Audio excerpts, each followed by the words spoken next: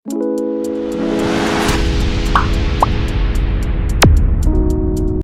meron akong nakitang manipulation or pwede ring half-truth.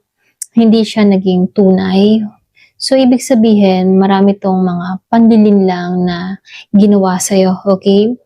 Pwedeng merong tendency pa rin siya na magmasid or mangialam quietly, pero hindi diretsahan yung galaw at kilos ng tao na to.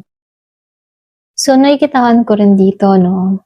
Yung iba sa inyo, itong taong ito, mahina yung loob niya. Hindi niya kayang harapin yung mga consequences ng buo. So, nakikitaan ko dito, hindi ito energy ng taong handa ba mag-build ng maayos. Kasi duwag to.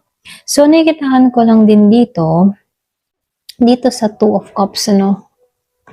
Kumbaga, dito sa Two of Cups, meron naman ako nakitang tunay na koneksyon na hindi ilusyon.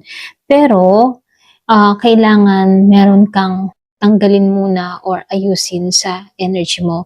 Kasi dito sa Four of Wands reverse, and then nakikita ko yung Ace of Cups reverse dito, no? Para bang walang stable na foundation at pagmamahal na sa inyong dalawa dito, no? Kumbaga, pwedeng naubos or pwedeng naumay. So, yung connection kasi dito, hindi always na palaging destiny mo to. Pwedeng tinadhana kayo para may matuto sa bawat isa.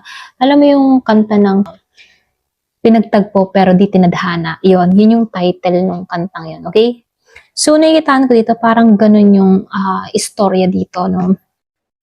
So, dito, nakikitaan ko rin dito sa Knight of Swords, the Pride, yung bang tipo na may biglang realization or pwedeng action pero nakahang pa rin, okay, dito sa The Hangman.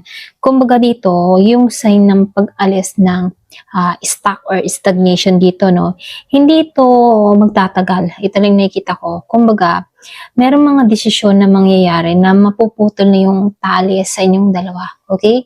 Para bang ikakat na, para bang si tadhana na yung kikilos para maging malaya na yung bawat isa, okay?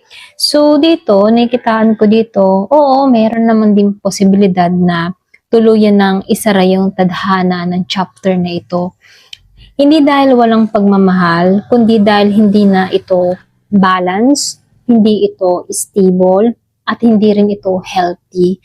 So, yung mas malinaw sa spread mo dito, mas maliwanag ang future mo na wala siya kaysa kasama mo siya. Okay? Kumbaga magtatagumpay ka sa sarili mo. Ito lang nakikita ko.